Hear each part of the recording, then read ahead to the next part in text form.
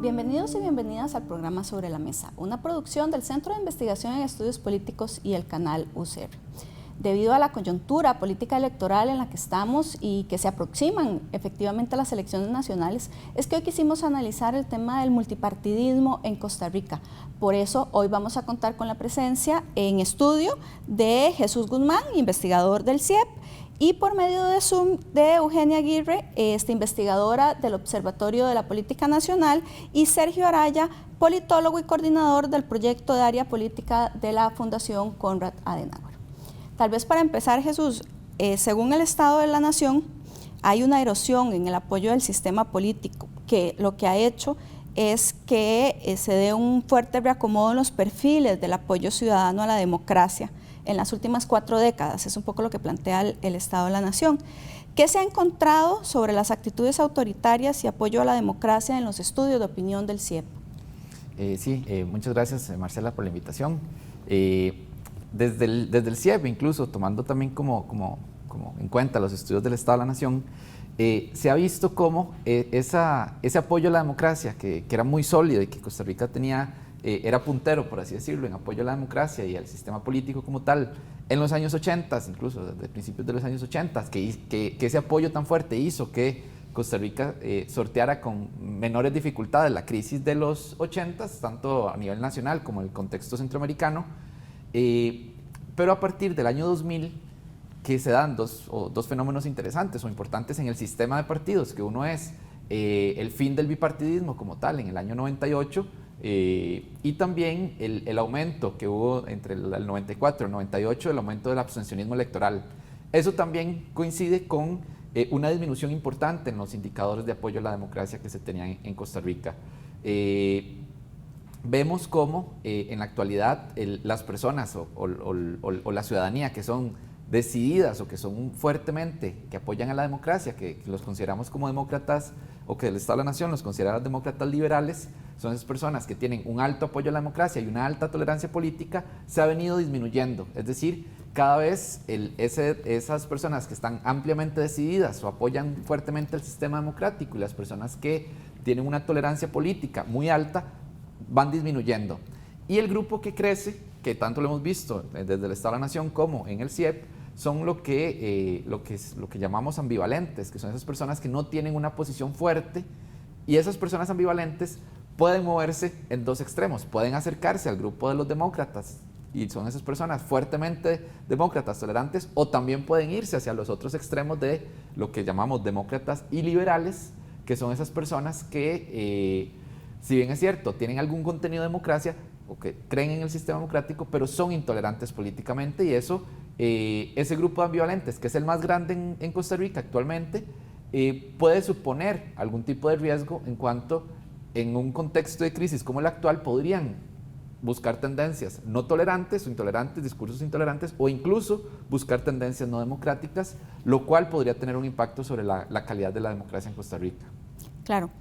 Eugenia, siguiendo esta línea de análisis del sistema democrático como tal, ¿cómo podríamos caracterizar el interés, un poco el concepto y la opinión de la política por parte de los costarricenses y las costarricenses en los últimos procesos electorales?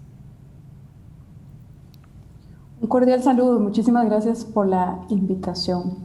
En la línea de lo que Jesús viene planteando, creo que hay al menos dos fenómenos a los que hay que prestar atención. El primero tiene que ver con el aumento del abstencionismo, ¿verdad? Recordemos que de los años 2000 en adelante, desde más o menos el 98 en adelante, hemos visto una tendencia creciente hacia tendencias de abstención amplia en elecciones nacionales, que en Costa Rica no eran tan reconocidas antes de esa época, sino que más bien nos jactábamos de una participación muy amplia de la ciudadanía. Y a esto sumaría el otro elemento que tiene que ver con la calificación que las y los ciudadanos le dan a los partidos políticos, que siguen siendo el único vehículo en nuestro sistema electoral para tener acceso al poder formal. Es decir, la instancia que formalmente a través del Código Electoral y la Constitución Política hemos definido para que nos permita manifestar nuestra preferencia y elegir a las mejores personas posibles en los puestos de elección popular, están en este momento calificados dentro del rango de instituciones públicas que se evalúan en distintos estudios de opinión como los de más baja estima, digamos, por las y los costarricenses. En ese sentido, es un fenómeno que se conecta muchísimo con el tema que Jesús estaba planteando sobre apoyo a la democracia y que nos pone ¿verdad?, en la obligación de prestar atención a cómo los apoyos a la democracia y al sistema de partidos como un todo va evolucionando. Y Eugenia, sobre esta, no sé cómo plantearlo exactamente, pero que ha estado creciendo como este supuesto de que la gente que está en política, que todas las personas que están en política son corruptas, que cualquier instancia que esté relacionada con la política es corrupta. En ese sentido, ¿qué podríamos, digamos, esperar de cara a este proceso electoral? Este es un tema que está por verse. Creo que la discusión del caso Cochinilla y los descubrimientos alrededor de todas las redes de tráfico de influencias y otro tipo de delitos alrededor de la infraestructura pública, de la infraestructura vial, fenómeno que no es solo de Costa Rica, sino de América Latina y otras latitudes, puede llegar a posicionar el tema de cara a la campaña electoral, y este es un debate en que todos los partidos políticos salen perdiendo, por decirlo de alguna manera, en esta visión generalizada que vos estabas planteando, Marcela, sobre que las personas asocian a las y los políticos como corruptos y corruptas. Los partidos políticos en plena campaña electoral y con uno de los casos de corrupción más importantes que se han descubierto en los últimos años, puede girar la conversación hacia un ambiente negativo que más bien pueda poner en riesgo la participación electoral e inclusive el ánimo de participar en el proceso electoral como un todo. Recordemos que además estamos en tiempos de la menor adscripción partidaria, y eso también puede jugar en contra en una campaña donde lo que hablemos es, de lo que se vaya a hablar sea de corrupción. Claro. Y Sergio, bien que lo planteó ya Eugenia en el sentido de que de la forma para llegar precisamente al poder en Costa Rica es por medio de los partidos políticos, ¿verdad? Pero ¿qué importancia realmente tienen ahora los partidos políticos para el sistema y para el régimen democrático?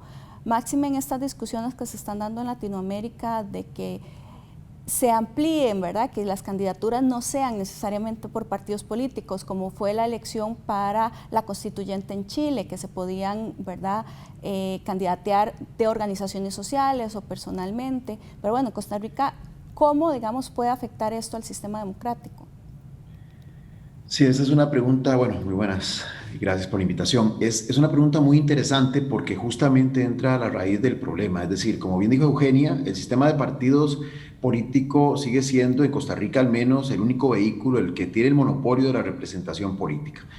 Pero ciertamente esa figura ha estado o está en un periodo de crisis importante. Los partidos políticos han dejado de ser esas estructuras que tienen la capacidad de intermediar entre la ciudadanía, la sociedad civil y el Estado, que han dejado de, a partir de un basamento doctrinario determinado, sea de derecha, de centro, de izquierda o de alguno de sus matices, de articular las diferentes demandas y de tratar efectivamente de representar los intereses de distintos sectores que condimentados, que construidos a partir de ese basamento doctrinario, generen una propuesta político-programática que de alguna forma responda a ciertos segmentos de la sociedad. En la práctica, los partidos se han centrado únicamente en la función electoral, es decir, en los últimos tiempos lo que tenemos son verdaderas maquinarias electorales, y entonces hay sectores de la sociedad que no se sienten representados en ellos, que sienten además que los partidos políticos prácticamente desaparecen de la escena política cotidiana, salvo en los periodos electorales, y entonces han comenzado a reivindicar sus propios espacios de intermediación, y eso es muy interesante. De ahí han surgido pues este fenómeno de las candidaturas independientes, que bueno, el caso de Chile fue más que evidente, ¿verdad? Donde es hasta simbólico, porque lo que se está planteando es una nueva organización política de la sociedad chilena, y entonces en esa nueva organización todo prácticamente es nuevo. El mismo hecho de que fueran organizaciones de la sociedad civil y prácticamente los partidos políticos pasaran desapercibidos de ese proceso.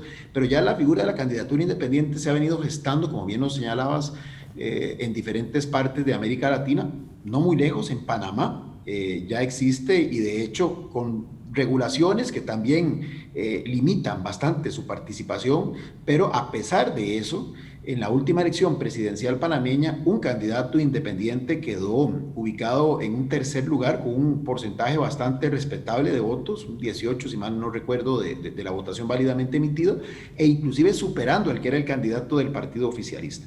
Entonces, sí es en este momento interesante porque me parece, y esta es una hipótesis de mi parte, que mientras la legislación costarricense obligue a tener que participar a través de partidos políticos, el fenómeno va a permitirles mantenerse vivos. Pero, ¿qué es lo que está ocurriendo?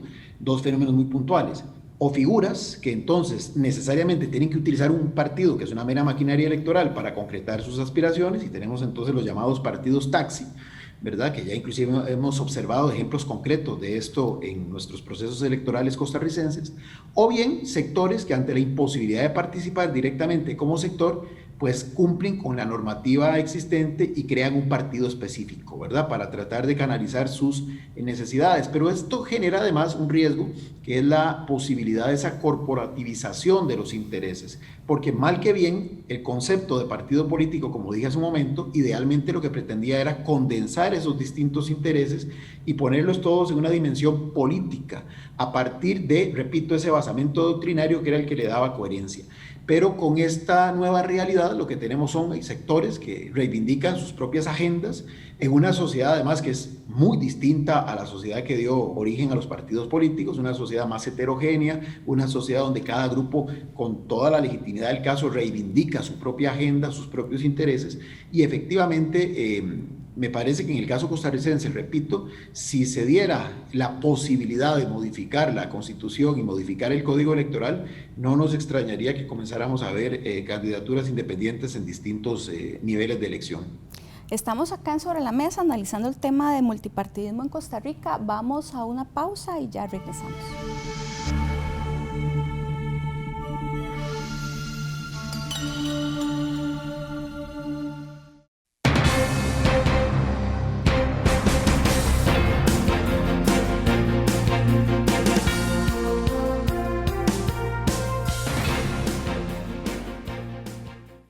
Soy Natalia Díaz. A lo largo de los años me he preparado para servir a mi país porque estoy convencida que en Costa Rica las personas buenas somos más. Infinitas gracias a los costarricenses por su confianza, su entusiasmo, su participación. Hoy iniciamos la recta final de una gran lucha, la lucha por volver a estar unidos como hermanos bajo un mismo cielo celeste y blanco, lleno de esperanza. Quisiera reconocer también a quienes verdaderamente pertenece esta victoria, a todas las personas voluntarias y votantes que me confiaron su voto. Soy Carlos Valenciano y no soy un político. Soy un costarricense que cree en el trabajo, el esfuerzo, la ética y la transparencia. Yo sueño con una Costa Rica donde la gente reciba los mejores servicios, donde la señora que necesita una mamografía obtenga una cita para la misma semana. A mí me buscaron varios partidos de los grandes, de los tradicionales, de los que han participado ampliamente en el pasado en el gobierno y en la Asamblea Legislativa. Ese hubiera sido un camino fácil, pero no siempre el camino fácil es el camino que merece la patria. Cambiemos el sistema y combatiremos eficientemente la corrupción. Soy Federico Malabasi del Partido Unión Liberal. El gobierno hoy, para que Carlos Alvarado somos 3.500.000 electores.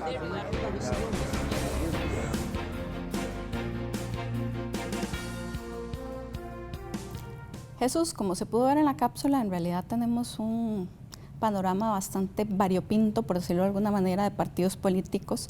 Pareciera, digamos, ya hay más de 25 partidos nacionales y al menos 8 provinciales inscritos, digamos, con posibilidad de completar los trámites, ¿verdad?, para su debida participación. Este tipo, digamos, esta cantidad de partidos políticos puede complejizar el panorama y generar mayor volatilidad en la intención de voto. Probablemente sí. Habría que ver en el próximo mes de, agosto, cuando ya se termine de formalizar la inscripción de partidos políticos, y en octubre, cuando ya de inicio como tal la campaña política, pero sí hay un fenómeno que se podría ver con esta cantidad de partidos políticos, en que incluso son partidos políticos que cuesta diferenciar unos del otro. Por ejemplo, estamos viendo en la cápsula que hay 3 partidos políticos, por lo menos, que surgen del movimiento libertario. O sea, está el movimiento libertario como tal, tenemos el Partido Unión Liberal y tenemos el Partido Unidos Podemos de la exdiputada Natalia Díaz.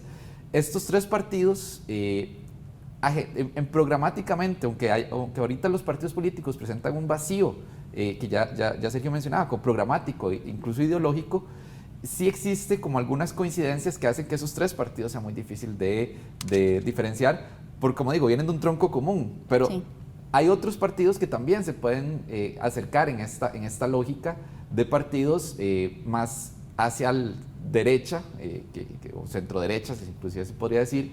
Entonces, hay una confusión en cuanto a las propuestas y a las opciones que tienen las personas, y eso hace que vaya a ser más difícil poder decantarse por una u otra. Podría ser que entonces los votos, digamos, de esas opciones se diluyan mucho, sí, o que las personas cueste más que tomen una decisión, y ya eso está documentado, que por lo menos para el caso de Costa Rica, la decisión del voto, no es cierto que ya en octubre la mayor parte de personas tienen su voto. Más bien, hace 4 años en el CIEP logramos demostrar que las personas tomaron su decisión prácticamente la última semana, cuando ya no pudimos pues, hacer encuestas como tal. Ahí fue donde precisamente las personas estaban decidiendo, y al último momento es cuando las personas se deciden. Y esta gran oferta electoral va a hacer que todavía sea más difícil que las personas tomen su decisión. Y van probablemente a cambiar muchos el momento de tomar su decisión. Van a pasar de apoyar a una candidata o un candidato a otro, precisamente por temas puntuales que puedan ser los que vayan tomando relevancia en el transcurso de la campaña. Entonces, si hay un tema económico, probablemente en ese momento las personas van a ver cuál tema económico les parece y van a irse por ese tema. Si hay un tema cultural, como fue hace 4 años con el matrimonio igualitario, eso va a ser otro cambio. Entonces, probablemente con una cantidad tan grande de partidos políticos, la volatilidad, como lo mencionaba Marcela, va a crecer, y va a ser muchísimo más difícil poder tener un panorama casi que cierto, casi que a una semana antes de la elección va a ser muy difícil poder tener como un cierto panorama de cómo se va a comportar el electorado. Claro. Sergio, ¿y más partidos en competencia significan mayores alternativas para el electorado? ¿Dónde, digamos, podría uno identificar como esas diferencias en la oferta partidaria actual? Ya un poco Jesús lo planteaba, ¿verdad?, de que en realidad hay varios partidos que programáticamente, aunque ya no, los partidos no son tan programáticos, sí, ¿verdad?, tienen mayores coincidencias. Vamos a ver, lo que hay, y lo ilustró muy bien Jesús, son escisiones de partidos existentes, y de hecho el mismo movimiento libertario en su momento surgió de una escisión del Partido de Unidad Social Cristiana. Recordemos que don Otto Guevara inclusive fue secretario de formación del Partido de Unidad a inicios de los años 90. Esto es muy interesante porque al final es una variedad, como bien decías, Marcela, amplísima, pero que en el fondo es una variedad de iguales, por decirlo así, y esto más bien lo que genera es eso que decía Jesús, una profunda, digamos, confusión, duda del electorado, que finalmente además lo que se está decantando por temas específicos que en una circunstancia dada surgen y se convierten en los grandes movilizadores de esa intención de voto, o bien de algunas figuras con las que puedan hacer conexión, ¿verdad? Inclusive hasta de carácter emocional, si lo podemos plantear en esos términos. Me parece que la diversidad de partidos propiamente no garantiza una diversidad programática, sino que lo que refleja más bien es la incapacidad que han tenido estos partidos de poder canalizar conflictos internos que usualmente se dan al interior de las agrupaciones políticas. Finalmente son estructuras de poder integradas por liderazgos que lo que buscan es el ejercicio del poder, y es evidente que haya conflictos entre ellos, pero con la diferencia de que tenemos una legislación bastante flexible que ha permitido algo que Jesús decía hace un rato que me llamó mucho la atención, que estamos mostrando una sociedad cada vez menos tolerante. Bueno, eso se está observando también en las dinámicas internas de los partidos políticos. Algunos liderazgos, cuando sienten que sus intereses no se van a concretar, lejos entonces de seguir ejerciendo, por decirlo así, una oposición al interior del partido y esperar un siguiente proceso para tratar de que se haga un cambio en la correlación de fuerzas y sean ellos los que puedan llevar el control de la agrupación, optan por simplemente retirarse y crear su propio partido político. Bueno, el ejemplo claro de doña Natalia participa en una convención con Otto Guevara, por las razones que sean, que aquí son totalmente, no voy a cuestionar, al perder esa convención, bueno, opta por hacer casa aparte. Pero el caso de ella es un caso puntual, de los muchos que se están observando constantemente. El mismo Otto Guevara ya ni siquiera forma parte del movimiento libertario y va a ser parte de un partido que únicamente aspira a curules legislativas. Entonces, esto más bien lo que genera es va a fortalecer esa volatilidad, porque además, como son casos muy similares, ¿verdad? Son ejemplos de ofertas muy coincidentes, en realidad la gente tiene, digamos, pocos criterios para diferenciar, y entonces al final van a ser elementos, reitero, muy de coyuntura o muy emocionales los que finalmente probablemente incidan. Pero adicionalmente agrego algo, y con eso termino. Va a jugar un papel muy importante, que muchos de estos son prácticamente desconocidos para el grueso de la población, ¿verdad? El tema es que quienes tengan mayor posibilidad de exposición mediática son los que de alguna forma se vuelven más visibles y por ende más valorables, si se quiere ver, para ese electorado indeciso que finalmente en la recta final toma una decisión. Lo vimos, por ejemplo, en las elecciones pasadas, hubo 13 candidatos. En la del 2014, que también hubo 13 candidatos, vean qué interesante, solo 5 reunieron cerca del 90-91% de los votos válidamente emitidos. ¿Por qué? Porque eran los 5 que participaban en prácticamente todos los debates que los distintos medios de comunicación plantearon y los distintos organismos de la sociedad civil. El resto pasaban prácticamente desapercibidos. Entonces, pasaban desapercibidos en las encuestas, por ende no eran sujetos de financiamiento, pero además en el imaginario de la gente pasaban desapercibidos. Entonces, sí, digamos, al final esto lo único que refuerza es esa incapacidad, de mi perspectiva, del sistema de partidos de resolver sus conflictos dentro de las estructuras existentes, una legislación muy flexible que permite entonces, ante un conflicto cualquiera, escindirse y crear otro partido político, y le ofrece al electorado una oferta que no es mayor, que no tiene mayores diferencias en lo sustantivo, pero que sí le puede generar mayor dificultad al momento de tomar una decisión, ya entiéndase en lo que es la emisión del voto. Eugenia, como ya planteó Jesús, bueno, y también Sergio, en el sentido de que efectivamente, digamos, se han creado más partidos, ¿verdad? Porque se han salido, ¿verdad?, las personas del partido al cual pertenecen por las razones que sean. Llama la atención, digamos, o cómo se podría leer el hecho de que además para este proceso electoral se han planteado la posibilidad de generar varias coaliciones de partidos políticos, pero por ahora solo se ha logrado constituir una, ¿verdad? Entonces, llama la atención de que se han planteado, ¿verdad?, se ha insistido en la necesidad de hacer coaliciones, pero no se logra realmente concretar. Gracias por esta pregunta, porque es un tema interesantísimo.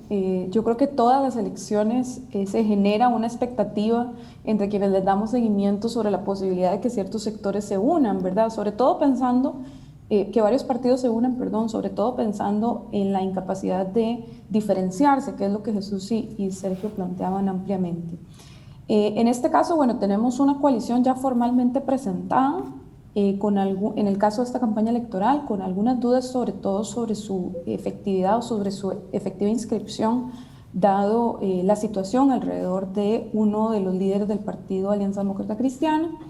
y al menos dos candidaturas que ahora se presentan como partidos políticos separados de cualquier tipo de coalición que lo intentaron, ¿verdad? Que es el caso de Rodrigo Chávez y otros que han hablado, planteado la posibilidad, pero realmente les ha costado y no se han decantado por esa opción. El 5 de agosto vamos a tener, el 5 de agosto que es el último día para el planteamiento de coaliciones, vamos a tener el mapa general de cuáles efectivamente lo logran.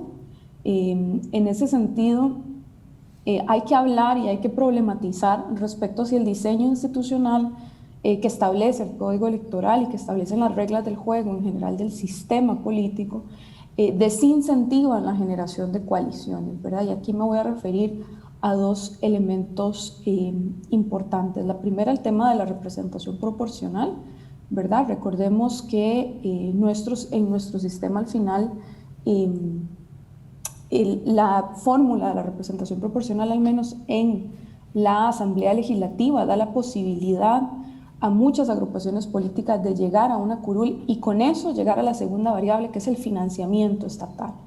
Entonces, creo que esto suscita, o el tema o la experiencia de las coaliciones que se ha tenido en Costa Rica para elecciones nacionales, suscita una conversación muchísimo más amplia, que es que nos sentemos a revisar si realmente la propuesta de una coalición tiene más pros que contras, ¿verdad? Si finalmente no hay ningún tipo de incentivo en lo programático, ¿verdad? Que uno podría asumir que los partidos se sienten fortalecidos de ir con bases electorales unidas, no es suficiente frente a otros incentivos como el financiamiento, ¿verdad? Entonces, en ese sentido, hay que sopesar los distintos elementos que componen esta discusión y hacerlo en la lógica también de cuestionarnos si efectivamente las coaliciones son una mejor opción para la ciudadanía, son una opción para reducir el número efectivo de partidos políticos, son una opción para especializar o mejorar la oferta electoral. Entonces, en ese sentido, suscita esto una conversación muchísimo más amplia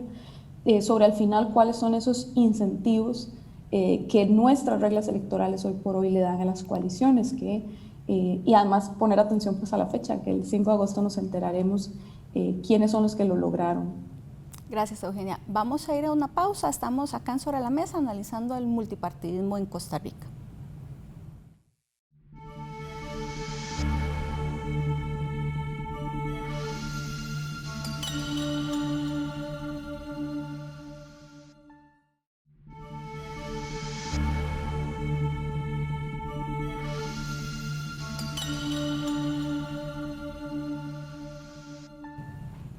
Continuamos en Sobre la Mesa analizando el tema del multipartidismo en Costa Rica. Eugenia, en el primer bloque, de hecho, usted se refiere al tema del abstencionismo. Durante los últimos 40 años, efectivamente, se ha dado un aumento, ¿verdad?, en la abstención, ¿verdad?, y la disminución del caudal en los partidos políticos. Es posible, ¿verdad?, están las condiciones dadas para que se dé pie a que una figura populista se convierta en un verdadero contendor en el periodo electoral que se avecina. Por supuesto que sí, una amenaza permanente, latente y además que es un fenómeno que no hemos visto o que no se vería solo en Costa Rica, sino que es un fenómeno global. En este sentido, consideraría importante nada más tener en consideración dos elementos a la hora de hacer esta valoración. La primera, lo complejo que es en muy corto tiempo para algunas figuras absolutamente desconocidas por la ciudadanía, darse a conocer para realmente plantearse como una opción anti-establishment o lo que conocemos como outsiders, ¿verdad? La campaña electoral en sí es un periodo muy corto de tiempo, ¿verdad? Hay quienes lo sufrimos un poco más y consideramos que es bastante largo, pero finalmente para la ciudadanía que, como decía Jesús, se interesa al final del proceso, no es tan sencillo poder conocer a figuras que han estado fuera de la esfera política, y en ese sentido hay una valoración que tiene que ver con la apuesta a la doble postulación, tanto a la presidencia como a la diputación, en la búsqueda de que si al menos estas candidaturas no llegan a la presidencia, puedan darse a conocer en el seno de lo legislativo. Y pues finalmente, si esto se da, tiene muchísimo que ver con la deuda que tienen los partidos políticos con la socialización, ¿verdad? Con la política, con generar registros de militancia, con poder reclutar, con poder formar a sus bases electorales, que finalmente los desagrega o los separa de una base electoral más amplia que no se deje ganar o que no se deje engañar por figuras completamente externas a la política, que además aspiran a llegar a la política en una contradicción absoluta diciendo que no son personas políticas. Entonces hay que prestar atención, es una amenaza recurrente y más ahora en este momento donde la agenda que se discute, al menos programática e ideológica, es una agenda muy similar y en muchos casos que también está definida por otras instancias como el Fondo Monetario Internacional, la OCDE, entre otras. Sergio, y precisamente por lo que planteaba Eugenia, si nos ponemos a analizar, en realidad don Luis Guillermo Solís se presentó a la ciudadanía como un actor externo, ¿verdad?, a la política, ¿verdad? Y desde ahí ese discurso, digamos, se ha seguido utilizando por otros aspirantes. En la actual coyuntura política electoral, ¿será factible para el electorado visualizar positivamente una figura de outsider y de esa figura de no política? ¿Qué espacios, digamos, hay para figuras novedosas en la política nacional, siguiendo lo que nos estaba planteando Eugenia?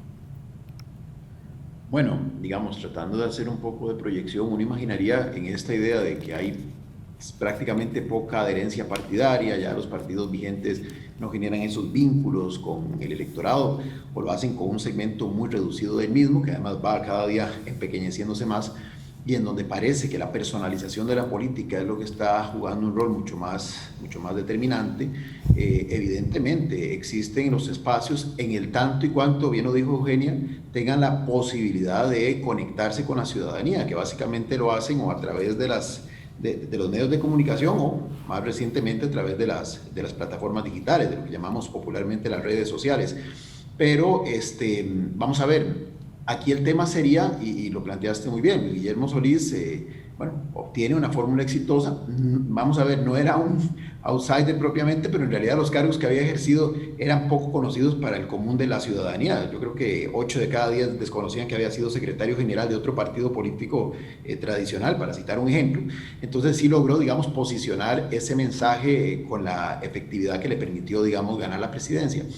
Pero en este momento me parece que podrían haber dos tipos de figuras externas que generen novedad.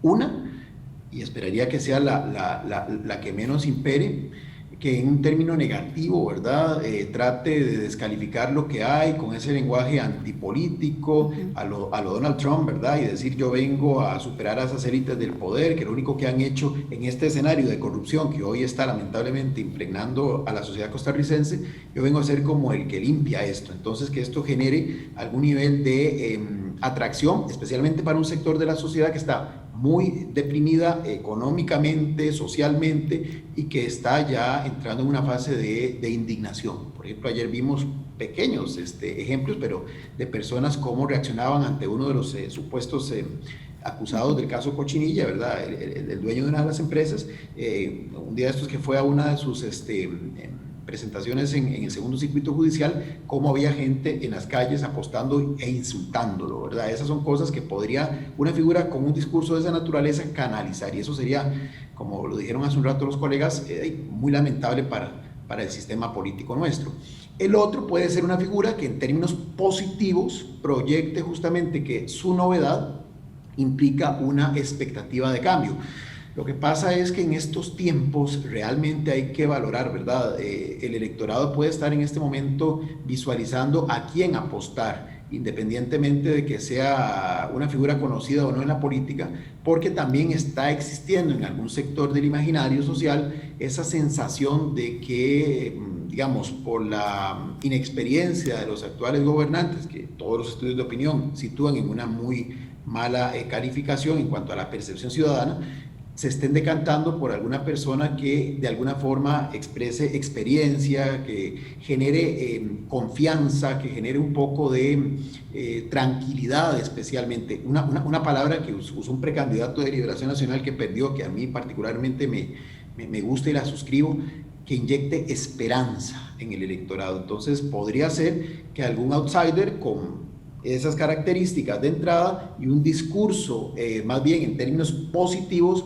no contestatario, no generador de discordia, sino más bien articulador de esa esperanza de sectores que hoy se encuentran, por decirlo así, huérfanos de representación política, pudiera canalizar ese sentimiento y lograr que se movilice hacia él el voto. Pero repito, todo esto dependerá también de la capacidad que tengan de posicionarse y de posicionar su mensaje, que efectivamente también vemos, a pesar de las redes, que no es tan fácil para gente totalmente nueva poder, digamos, adentrarse en esos espacios que muchas veces están copados por los mismos de siempre. Jesús, y ya del tema más, digamos, temático, ¿verdad? De manera reiterada, los estudios precisamente de opinión del CIEP han señalado que el desempleo y el costo de la vida son en este momento los problemas que más le preocupan a la población. Sin embargo, ¿verdad? Siempre en las últimas elecciones se han dado intentos de polarizar la campaña, ¿verdad?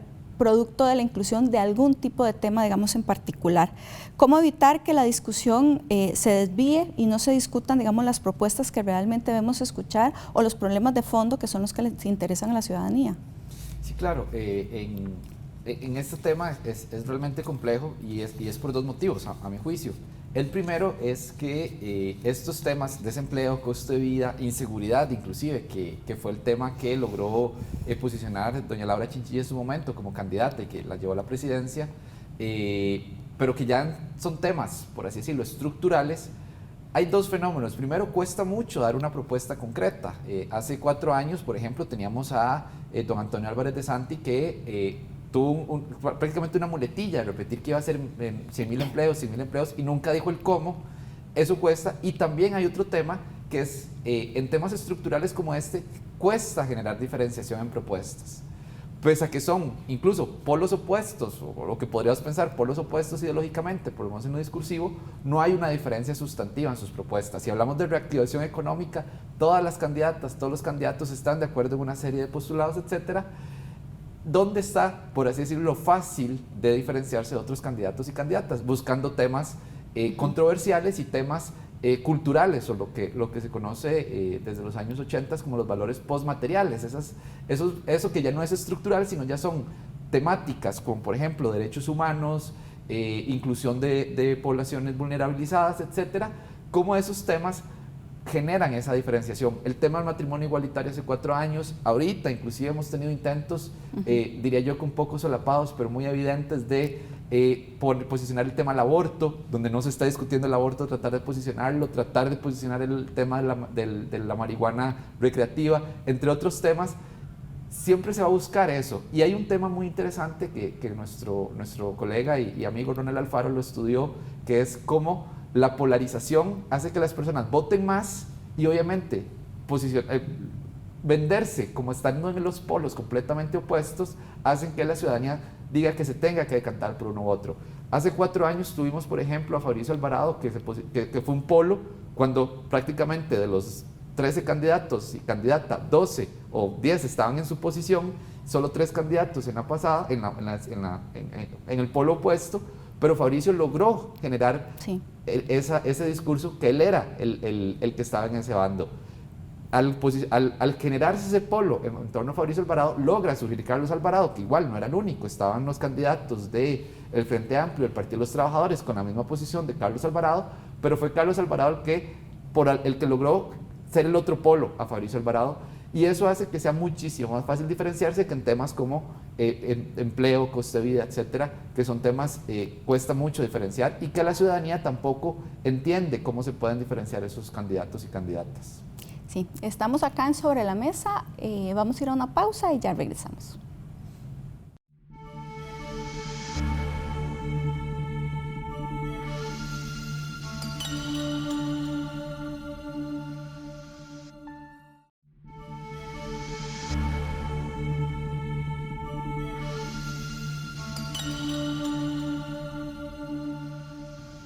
Continuamos en Sobre la Mesa analizando el tema del multipartidismo en Costa Rica.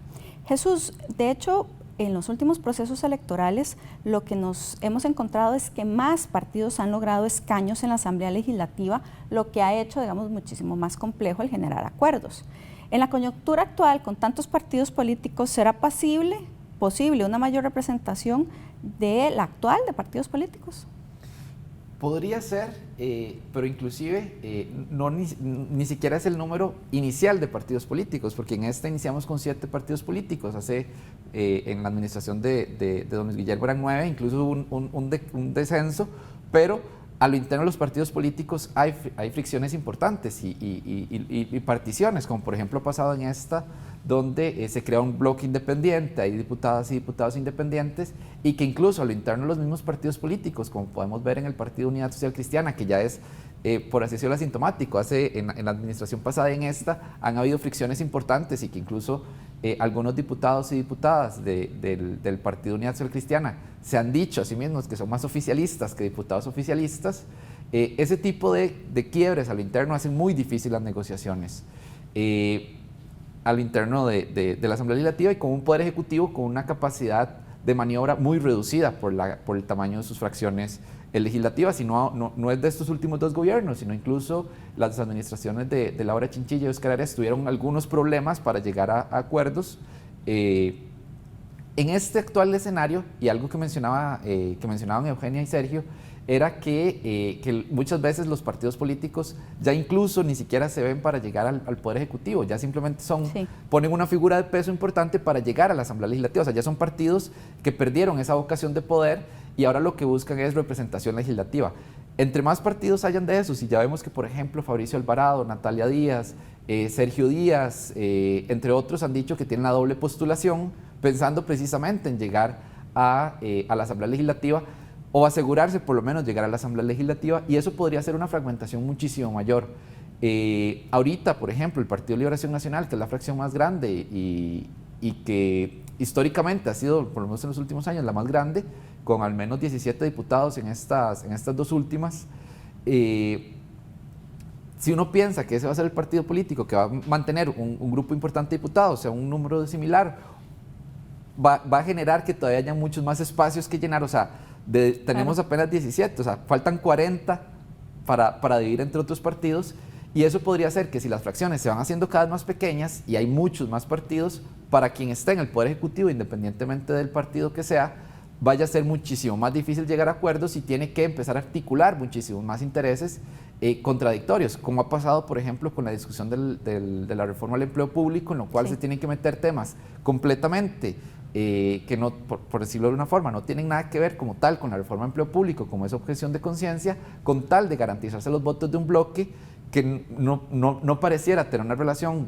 directa con el tema que se está discutiendo, pero se meten simplemente por un tema de cálculo político, y eso hace que ante los órganos jurisdiccionales competentes se corra peligro de que las reformas importantes que requiere el país, como decimos popularmente, se caigan por la ausencia de esa capacidad de maniobra fuerte de los poderes ejecutivos.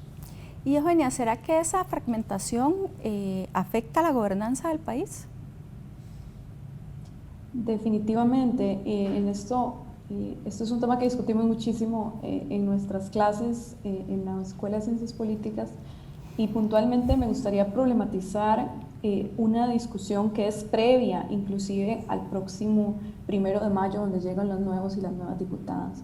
Los acuerdos y las condiciones sobre las que estas personas van a llegar a la Asamblea Legislativa se están discutiendo hoy. Son discusiones que los partidos políticos más institucionalizados, Liberación Nacional, Partido Acción Ciudadana, Partido Unidad Social Cristiana, son discusiones que están teniendo hoy alrededor de cuáles son esas figuras que quieren poner a encabezar sus papeletas, ¿verdad? Sus listas de diputados y diputadas, y a partir de hoy esos acuerdos a lo interno de estos partidos políticos, donde las negociaciones son tan complejas, ya se están dando.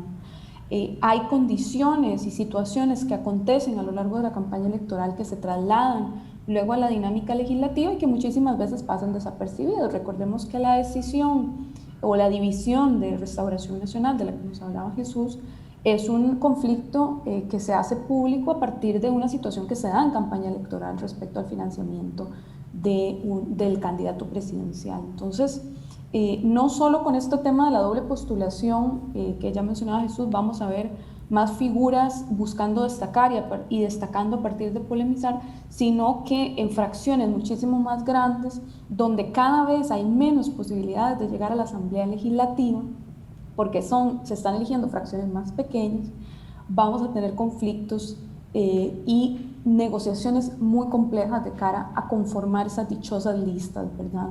En ese sentido, este es un reto que afecta a la disciplina partidaria una vez que las y los diputados tomen sus curules, ¿verdad? La disciplina partidaria refiere a la coherencia y la cohesión de la fracción política en sí, y por supuesto que también nos habla de unas reglas del juego en la Asamblea Legislativa que tienen que ver con la gobernanza, como la planteabas, que pese a sus reformas más recientes, no procura incentivar esa disciplina partidaria, sino más bien darla, digo yo, tal vez no desincentivarla, pero sí darla como por un hecho, ¿verdad? El único desincentivo que hay en este momento para una diputado o diputada de separarse de su fracción política tiene que ver con la participación en reuniones de jefaturas de fracción y la cuota de poder en lo que tiene que ver con la designación de asesores. Pero eso no obliga a nadie a renunciar a su curul, ¿verdad? Y por eso estamos también en una situación histórica o en un momento histórico donde las diputaciones independientes es el número más alto que hemos visto en la vida democrática de nuestro país. Pero los acuerdos, las negociaciones y los procesos para conformar esas listas de las y los diputados, los padres y madres de la patria que nos van a representar a partir del próximo 1 de mayo, están sucediendo hoy. Y están sucediendo hoy tras bambalinas, a puertas cerradas, déjenme decirlo además, porque lo que podemos ver en algunos partidos políticos son las discusiones en Asamblea Nacional, si es que hay algún tipo de transmisión, y la decisión finalmente recae sobre votar alrededor de una bandera, que muchísimas veces el votante cuando llega no reconoce quiénes son esas personas que están ahí. Entonces es un dilema al que hay que analizarlo y hay que seguirle dando seguimiento. Sergio, ahora en algún momento lo planteó Eugenia y usted lo planteó anteriormente, el desarrollo mediático de la política ha sustituido las prácticas políticas cara a cara hoy, ¿verdad? Y aún más en pandemia. ¿Qué podemos esperar en este sentido en la próxima campaña política? Y esto, digamos, relacionado precisamente con el tema del financiamiento. Sí, bueno, es una realidad que estamos todavía en una sociedad en transición, ¿verdad? Como dicen, donde lo viejo no ha terminado de irse, pero lo nuevo no ha terminado de consolidarse. Entonces todavía hay segmentos, especialmente en área rural y en áreas, digamos, no urbanas, de población a la que todavía sí le hace falta esa interacción directa con sus candidatos y sus candidatas, que inclusive requieren hasta de una movilización el día de la elección, por lo que se necesita lo que llaman los partidos, esa maquinaria electoral capaz de movilizar. Pero hay un segmento de población cada vez mayor que ya prescinde de este tipo de conexión, que prácticamente, y en esta época de pandemia con mucha más razón, hemos aprendido a vivir prácticamente en esta nueva normalidad, que es una normalidad caracterizada por la virtualidad en grado sumo, y el mismo hecho de que Eugenia y yo estemos directamente vía Zoom y no en el estudio es un ejemplo de esto. Entonces, me parece que el tema de las redes va a jugar un rol fundamental. Ya uno de los últimos estudios de alguna encuesta decía que es el segundo medio a través del cual la gente se está informando. Ya no solamente lo están usando para lo que originalmente fueron concebidas algunas de las redes, para ese intercambio más bien social, más bien a manera de ocio, sino que de verdad se está convirtiendo en una fuente importante de información o de desinformación, que ese es otro gran tema que podríamos discutir en otro momento, pero que efectivamente es una plataforma que tiene una ventaja, y es que puede perfectamente, por la lógica que hay detrás de ella, influenciar de una manera, digamos, peligrosa a esa gente que se nutre de la información a través de estas plataformas, que consolida esas burbujas, que va generando ese mayor distanciamiento entre los distintos sectores de la sociedad, y que entonces, si un candidato, una candidata sabe utilizarlas, puede perfectamente construir la burbuja que necesita para, en este escenario de fragmentación, lograr esa minoría que tal vez no le permita ganar una presidencia, pero que sí le permite, por el sistema electoral que impera, lograr o pasar a una segunda ronda, como ya lo vimos hace 3 años, ¿verdad? Cuando con 24% y 21% las dos minorías más grandes pasaron a la siguiente ronda, o bien pasar a ocupar una de esas 40 curules que estarían todavía libres, de acuerdo a lo que decía manera de ejemplo Jesús. Entonces, sí me parece que esto puede, y ya de hecho está transformando la forma en que operan las campañas políticas en nuestro país. Evidentemente la televisión sigue siendo un rol importante, o jugando un rol importante. Los debates probablemente de los medios especialmente televisivos, pueden jugar un factor para terminar de decantar alguna intención de voto, especialmente si se generara algún escenario de polarización como el que nos ilustraba muy bien Jesús, pasó en el 2018, pero me parece que quien sepa manejar correctamente las redes y sin que éstas signifiquen necesariamente que van a determinar la elección, pero sí me parece, como dijo algún experto por ahí, que el que no la sepa jugar sí va a estar fuera de ser un actor con posibilidad real de éxito electoral. Entonces, me parece que es toda una transformación que no nos hemos todavía dado cuenta de su verdadera dimensión. Y todo esto, y con esto resumo un poco lo que decía también Eugenia, creo que es importante comenzar a plantear, a problematizar si el sistema político y electoral como lo conocemos no necesariamente o necesita más bien cambios sustantivos. Por ejemplo, este sistema electoral que hoy tenemos pareciera que está, digamos, prohijando esta fragmentación en el Parlamento. Esta imposibilidad de regular el transfugismo legislativo favorece entonces lo que está pasando al interior de los partidos, o que se consiguen algunos como partidos taxi, como decía yo al principio, o que sectores insertan actores clave que representan sus agendas al interior de partidos ya existentes, y cuando ya están en el ejercicio del poder, porque fueron electos bajo una bandera donde, como bien decían, la gente ni sabe quiénes son los que aspiran a esas posiciones, simplemente hacen casa aparte y reivindican su propia agenda, que no necesariamente es la del partido, que dicho sea de paso ya es de por sí una agenda bastante débil. Entonces, si vamos viendo las distintas variables, los distintos elementos, siento que es el momento propicio para comenzar a analizar qué tipo de reformas estructurales requiere ya el sistema político, el sistema de partidos, el sistema electoral. La gran pregunta es si existirá la voluntad política para lograr una transformación de estas, antes de que, como suele pasar, cuando no hay acción deliberada y consciente, el mismo peso de los acontecimientos nos obliga a tener que adaptarnos, y a veces no de la mejor forma, porque finalmente es más bien contener una avalancha que se nos viene encima y no haber sabido manejarnos en la ola para tratar más bien de orientarla hacia ¿qué? Hacia el fortalecimiento del sistema democrático. Muchísimas gracias, Sergio, Eugenia y Jesús, por participar acá en Sobre la Mesa. Evidentemente quedan todavía muchos otros temas por analizar y apenas estamos empezando, así que esperamos en este segundo semestre que inicia pronto poder analizar otras cosas con respecto a este proceso electoral, y a ustedes en sus casas les esperamos la próxima semana.